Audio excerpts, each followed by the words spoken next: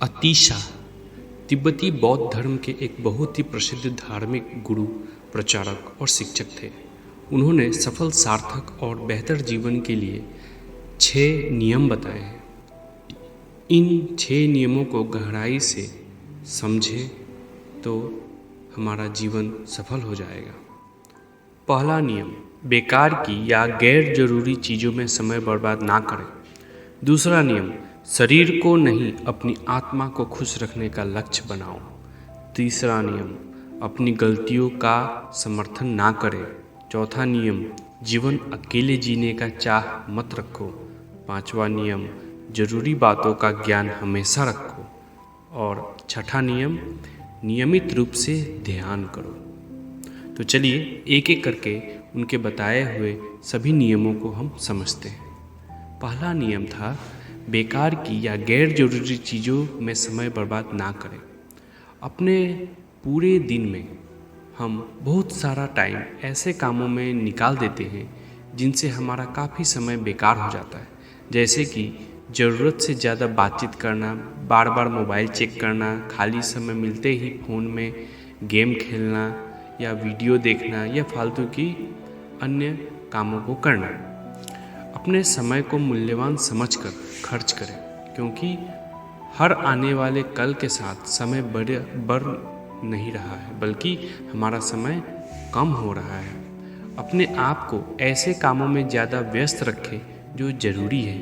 Phone पर लंबी लंबी बातें, दूसरों के जीवन में ताक झांक, पुरानी बातों को बार बार याद करना, ज़रूरत से ज़्यादा सोना, सामान को अस्त व्यस्त रखना इत्यादि, ये सारी बातें समय बर्बाद करती हैं। इन आदतों को जितना जल्दी हो कम कर लें।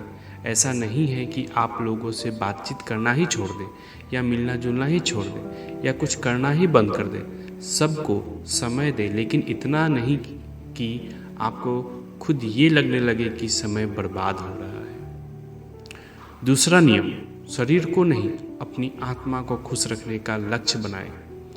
कई बार सुख सुविधा की हर चीज़ होने के बाद भी इंसान दुखी रहता है। ऐसे बहुत से लोग आपने देखे होंगे जिनके पास सब कुछ होगा, लेकिन वो जब भी आपको मिलते होंगे तो हमेशा किसी ना किसी बात का रोना ही रोते रहते होंगे। ऐसे लोग बहुत हैं जो सिर्फ बाहर से खुश हैं। वो दूसरों को तो ये दिखाते हैं कि हम बहुत खुश हैं, लेकिन अंदर से बहुत दुखी और परेशान हैं। किसी के पास बहुत पैसा है तो वो इस बात से परेशान है कि अपनी कमाई पर मुझे टैक्स देना पड़ेगा।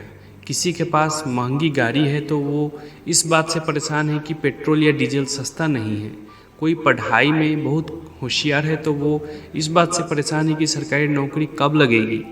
ऐसी बहुत सी परेशानियों से हम लोग घिरे हुए हैं, और इन सब परेशानियों के कारण सांसारिक मोह माया है। हर कोई खुद को बाहर से संपन्न करने में लगा है, और इस चक्कर में वो अंदर से खोखला होता जा रहा है। हम सोचते हैं कि बहुत सारा पैसा कमाना हमें खुशी देगा, और हम अपनी ज़िंदगी उसी पैसे को कमाने में के पीछे बिता देते हैं। हम अपने शरीर को तो खुश रखते हैं, लेकिन हमारी आत्मा खुश नहीं रह पाती। जो इंसान थोड़े में खुश रहता है, जिसे ज़्यादा की चाह नहीं होती और ज़्यादा मिलने पर भी वो वैसा ही जीवन जीना पसंद करता है जो थोड़े में जीता था, ऐसा इंसान अंदर से खुश होता है। तीसरा नियम, अपनी गलतियों का समर्थन ना करें। दूसरों को गलत साबित करना और दूसरों की गलती निकालना बहुत आसान होता है। हम दूसरों की गलतियों पर ऐसे नज़र रखते हैं जैसे शेर अपने शिकार पर, लेकिन जब हम खुद गलती करते हैं तो हम उस बात को आसानी से एक्सपेक्ट नहीं करते और ना ही अपनी गलती मानते हैं। अपनी गलती को मान लेना बहुत मुश्किल होता है। अपनी गलती होने पर उसे मान लेना कोई बुरी बात नहीं है। अगर अपनी गलतियों को स्वीकार करने का साहस आपके अंदर नहीं है तो आप उन गलतियों को बार बार न दोहराएं। अपनी गलती को मानकर उसमें सुधार करने से ही हम चीज़ें अच्छी तरह से सीख पाते हैं। इसलिए अपनी गलती होने पर उसका समर्थन ना करें, बल्कि उसे स्वीकार कर उससे सीख लेने की कोशिश करें। चौथा नियम, जीवन अकेले जीने की चाह मत रखो।